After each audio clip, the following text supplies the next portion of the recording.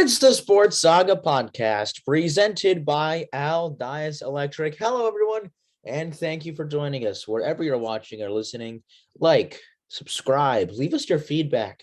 Follow us across social media using our link tree in the description below. Brady Kudo with a black and blue lip. I took a baseball to the face today, joined by Keegan Hamlet. Our original guest, John Fanta, is covering a little event called the Final Four this weekend, and we had to postpone with him, unfortunately, working to get a makeup date in place. Next week, we're back on that road of guests, if you will. Michael Bishop, the former Davey O'Brien Award winner, will join us. Well, we've got Mike Cousins from ESPN on soon. We're working to get a couple more people on, so we're all very, very excited. So, Keegan, because it is just us two, we're going to do something a little different today and something that I think is going to be really cool, something I want to do going forward. In front of you now, you see a wheel. We're not talking about that first. This wheel has 6 topics, 6 events that have gone on in sports. 2 of them, Keegan Hamlet is an expert in. Of course, I'm talking about the MLS and the World Cup draw. That's right. I'll give you 3. I'll give you South Carolina, UConn as well. I dabble in the other 3. Final Four, Coach K's career, and the NFL offseason. We're going to spin this wheel. We'll be talking about 4 of the 6 topics that are on this wheel. Are you ready, Keegan? Let's do it. But here's the catch. We have 5 minutes. 5 minutes to discuss every topic. So let's go quick. Right into it. I'm spinning the wheel.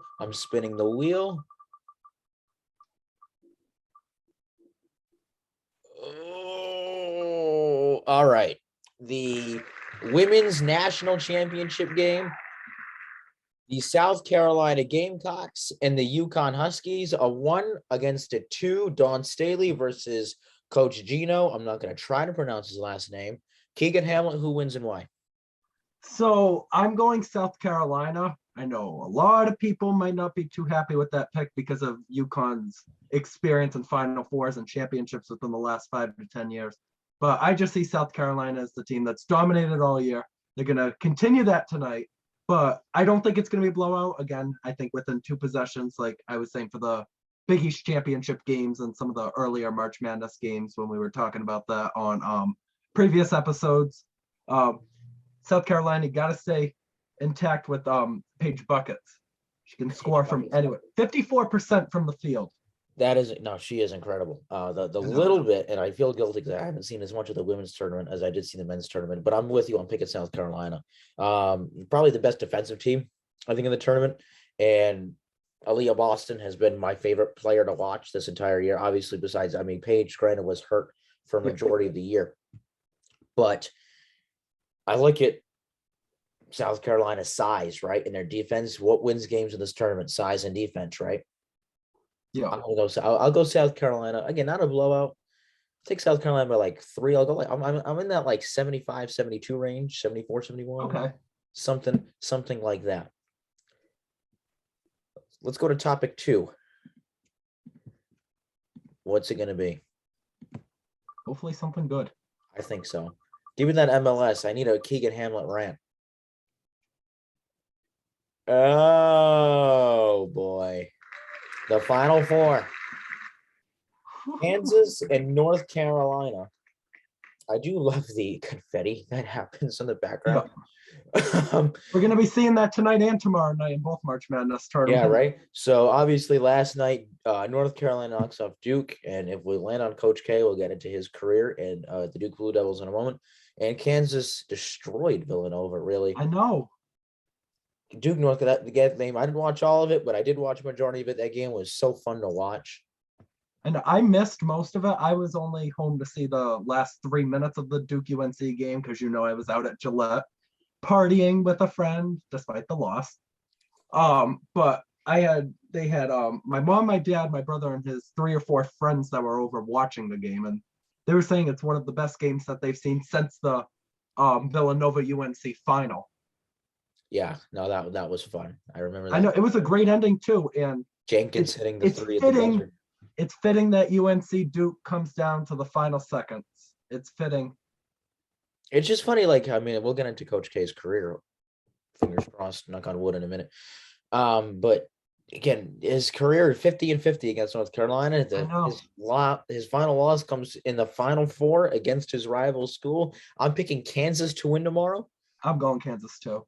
Like the most consistent team all year, I think, was the Kansas Jayhawks, except that one bad loss against Kentucky in the SEC Big 12 Challenge. But other than that, like Agbaji, nobody except Justin Minaya can stop Ochai Agbaji.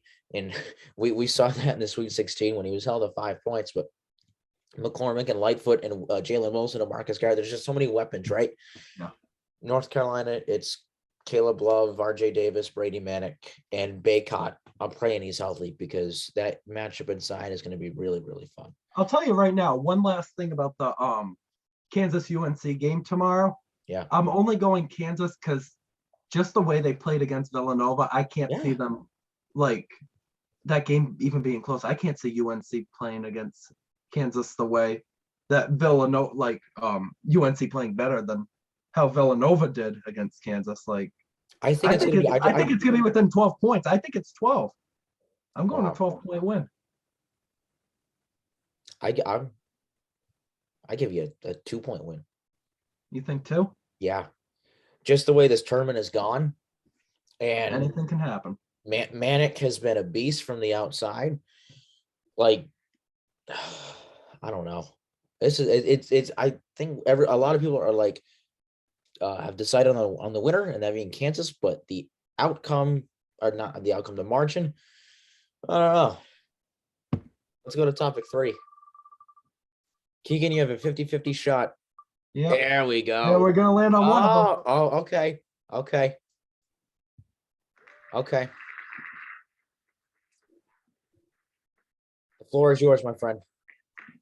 I don't know how I feel about the US group, to be honest. I really don't, because you have England, obviously a powerhouse with Harry Kane. You've got Iran, who I've told you I think is very underrated. Very underrated. They've played great all qualifying. That goes for all 3 rounds. They're playing the winner. I'm going to give that last one to Wales. I think Wales will get it. I mean, it's Wales and Scotland. Wales is playing Scotland or Ukraine. Ukraine plays the winner of Wales, Scotland. No, Wales already went through. Oh, okay. No, but I'm knock on wood. This is no offense to anybody. I just hope Ukraine doesn't make it. I really don't. I'm sorry. Because I'm like one of those people. I don't want politics in sports, and you know that's going to happen. Yeah, I get it, but you're so wrong. I mean, it was the same reason I didn't want Syria in the World Cup. No. It's not the politics thing. The U.S. like they're gonna get in to the knockout stage. England's gonna come in first. We know that. Yeah. Right. But it's right there with that second and third. It's gonna come down to that USA-Iran game. They're gonna handle Iran, Iran. You think so? Yes, because you're gonna think about who do they play? Afghanistan, Pakistan, South Korea. South Korea. Oh, South Korea. Okay, one potential Cinderella. They're not even called South Korea. They're called Heung-min Son. That's his team. Sung Heung-min, yeah, or whatever his name is. I don't know. Yeah. But I think there was some easy, like the Netherlands, like they lucked out. It's like the Netherlands who else lucked out getting into the World Cup too? Poland, because they automatically advance to that next round. I don't think they're gonna get through.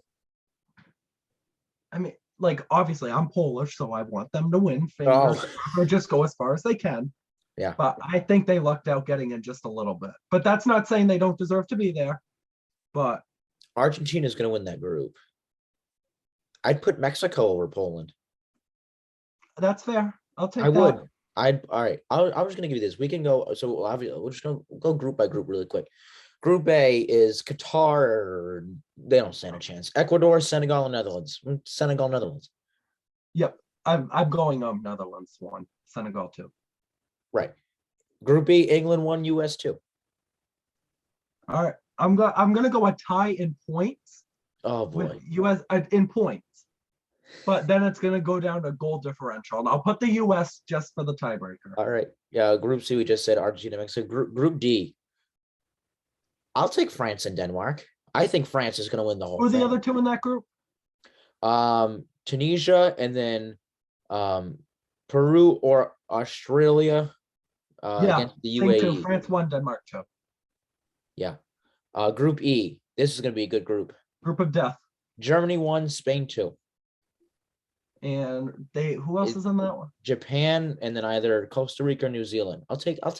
Yeah, those are the two. Same two. What do you think? Costa Rica or New Zealand? Germany's not going out in the group stage again like they did in 2018. That's No. not happening. What do you think though? Costa Rica or New Zealand? Costa Rica. Costa Rica. Yeah. They have the greatest CONCACAF goalkeeper of all time. So yeah, that's who I'm going. Group F. Belgium, Canada, Morocco, Croatia. I like Canada and Belgium. I'm going Croatia. And Belgium? Yeah, Belgium 1, Croatia 2. Canada 3. Oh, okay. That's going to be tight, though. I think that's going to be separated by like a point or two. Group G, Brazil, Serbia, Switzerland, Cameroon. I like Brazil and Switzerland. Brazil's definitely one. I could see Brazil going all the way to win it. I think Brazil. Probably going to be my I want a Brazil-France final. I want Neymar to win one. Like, he's deserved it for so long. One of my least favorite soccer players. I mean, as much as I want like my bias in my ethnicity and obviously my country is US and Portugal. If that could be the final, great. But if not, France and Brazil. That's gonna be fun. So much offense, so much star power. Two, great goalkeepers in Hugo Lloris and Alisson. I mean, that's a final.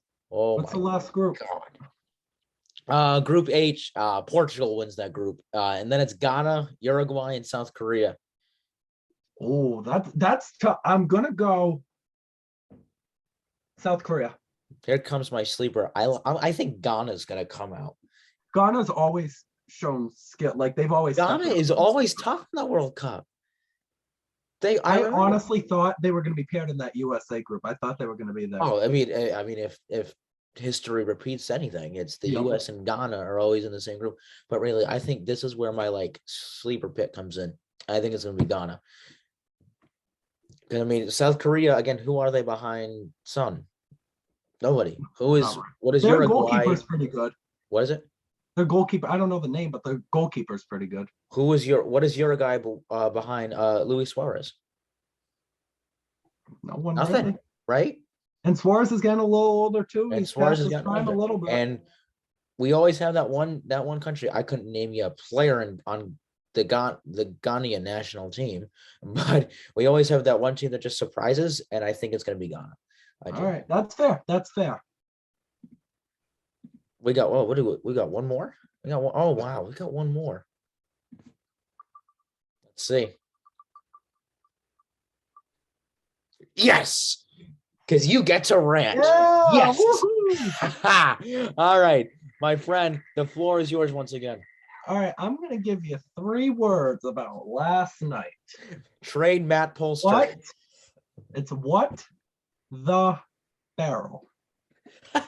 Seriously. How does that happen? He knocked it. I believe he knocked it off of Polster. Polster had the own goal. That's why I said trade Matt Polster. I never liked him in the first place, but I don't know because it's more Farrell than Polster. They're both bad. And you know what stinks? It was Farrell's birthday yesterday. Oh, that's right. I don't think he celebrated. No, I think so either. But this year, though, for the Revs, I mean, they obviously lost Tajon. Matt Turner's out because of the frostbite.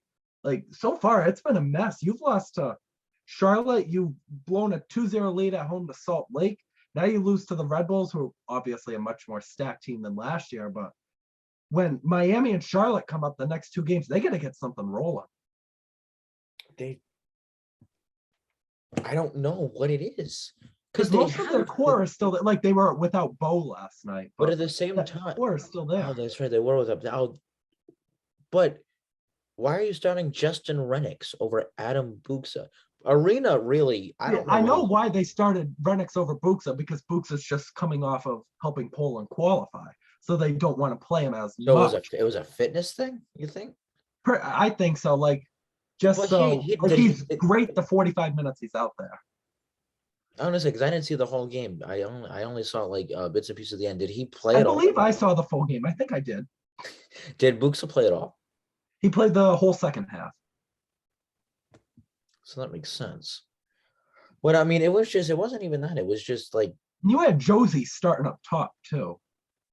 Nope, I don't like that. That's my man. If he comes on, I'm sorry. We love you, Josie, but I'm not a fan. We only love you you because love him, but you're not a fan. we love you because you're in New England and you're part of the U.S. team. But as a player, I don't like you. He's not I thought he retired from national. I don't think you can, like, unless you announce it. I don't think he's ever announced that he's retired, but he hasn't been called up. I think the last time he got called up was the 2019 Gold Cup. 2019. Yeah, it's been a while at least. Yeah, I know it has been a while, but it felt like longer than that. I just think like they gotta get, if they can beat Miami, and I mean beat Miami, not like a draw, not one. If they No, can come like out 2 or 3. 2-0, Charlotte should be a win. You don't even need like a shutout. Just 3-1 is fine. Yeah, Any 2-goal win is fine. right. Or you want to pull, I mean, I was watching the Premier League today. You want to pull a Tottenham and Newcastle. Tottenham put up 5 on Newcastle. Like, if you want to pull one Really? of those, fine by me. But they got to turn it around. I don't know what if they got to go upgrade the defense. If I mean, Zardes is on the trade block, so I hear. So I mean, Don't bring him here. Don't bring him here. yeah, I hear Buxa is wanting another a Yep. move back to Italy. I hear there's a couple of Serie A and Serie B teams that are interested in Adam Buxa. So if he goes there, I'm all for Jesse Zardes back at not back in New England, but I'm all for Zardes to a New England move. All right, Another. I'm gonna leave you with one more thing, and then we'll move on to the last topic. Okay? We have one more. Yeah, we have one more. Yeah. Renix, he's young. He's, I think, 22 right now. Yeah. He's not going to get any better unless you play him. So I'm okay if he start or like comes off the bench. If But he this comes was a off the game bench, that you needed to win. It would have made sense if 2 weeks from now, when you play Charlotte, who I knew it was going to be a close game. I knew it was going to be a 1-goal game or a tie last night. I right, didn't we think knew it was going to be close. I mean, New and you York. had 15 minutes when the New York guy had the red card and he got sent off. You had 15 minutes on the man advantage. A goal should have been scored there. I know. If they lose, and it's not an own goal, I'll say, what the heck? Like, I think it's more that it was an own goal and there was the red card against New York. I agree, because obviously neither should happen. Yeah. But all right, we'll throw in a bonus topic. Woohoo. Let's see. Our last one is the career of Mike Krzyzewski. Did you see the video that they made? That Bleacher I saw Report? the Sports Center video this morning. I was watching Sports Center. Wasn't that this morning. amazing? Yeah. I loved that. Bleacher Report had put it on Instagram. I saw it. Yep. 42 years. I know. All right, let's And just put it this way, right? the first 3 years, they weren't good at all. No. Like, I believe I saw on the thing this morning that he went 9-17 his third year, and his daughter was getting embarrassed in school about it. Let's put it this way, right? Shout out to my mom. She's been, for as long as Mike Krzyzewski has been at Duke, is as long as she's been alive. Like, we're never gonna find someone else. Obviously, we had Boeheim, or we have Roy Boeheim, Williams. and I'm leaving Roy Williams out of this for a minute, for a reason. We have Boeheim, Wooden, Krzyzewski. They were committed to one school. I understand Krzyzewski was at Army for 3 years. We're never going to see a Jim Boeheim. He played at Syracuse. He was a grad assistant, then an assistant, and then the head coach. We're never going to see that again. We're never going to see a Mike Krzyzewski 40 plus years at one school. That does not happen. That doesn't happen anymore. One exception might be Ed Cooley, but and maybe Jay Wright. I don't know. Depends how they. That's who the other guy was just going to mention. It depends how far they go. I mean, Roy was at Kansas, and then he went to North Carolina. That's why I leave him out. All right. What that's interesting too, by the way. Roy Williams, the first year he's not coaching is I know that I was saying that to everybody who was watching the game last night. Like even as an 8 seed, they kept up the tempo against all the top teams. Yeah. Crazy. But I mean, we're like the greatest coach of this generation, last generation, the generation before that. So we got Yeah, like 80s, 2000s, and Gen now. Z, the millennials, and Gen X. Coach K is the best. John Shire obviously has big shoes to fill. I mean, getting Jaron McCain helped. Let's go more away from Coach K. Let's just go to Duke. Where do you see Duke finishing next year? I still think they'll be competitive, like how UNC was. I think they'll be competitive. I still see them Sweet 16, maybe Elite Eight, like stealing Elite Eight. I'll go that. I think that's fair. I'm curious because, like, we know Banchero's leaving. Obviously, Jaron McCain is coming in. Is Mark Williams going to stay? I don't think he will. Is Jeremy Roach going to stay? I don't think he will. Is Adrian Griffin going to stay? Maybe. Is Theo John going to stay? Yeah, Theo John's going to say he's going to start. They're still going to be like a 5-star recruit. Like, yeah, I'm sure they have more recruits. I just don't know who, but like they got to get a big name transfer. Someone like Terrence Shannon from Texas Tech needs to come in, and they need because they need a veteran, right? Like if Mark Williams leaves, Mark Williams is going to be a junior, and I don't know if Theo John. I think he's got a year or two left, so obviously you need him to stay, but. I'm not going to say like they're not going to make the tournament. Like you think first 2 rounds? But it wouldn't shock me if they didn't make it. But it wouldn't shock me if they did, if that makes sense. Like that's how I felt with Marquette this year. It's not going to shock me if they don't make it. It's not going to shock me if they do make it. You see what I mean? Where you have a first year coach, different, a lot of the rosters leaving. We have a lot of new guys coming in.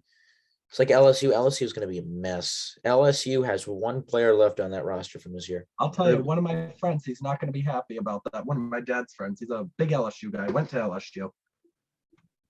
Program is a mess. Matt McMahon has some serious work down in the Bayou Bengals. That's the football team. BYU? What? BYU? I'm not BYU. I said Bayou, like the Bayou, Bayou. I don't. Yeah, Bayou, that's what they call it. I don't know. I'm Portuguese. All right. That is going to conclude our episode of the Sports Psycho podcast, presented by Al Dias Electric. Al, shout out to Al. He's been a great supporter of ours as of late. If you're in the Southeastern Mass and Rhode Island area and you need Generac generators, pool wiring, any electrical need, give them a call today for a free estimate at 508-889-4265. Once again, for Keegan Hamlin, I'm Brady Kudo. Can't wait to be back with you next week with Michael Bishop, and enjoy this week.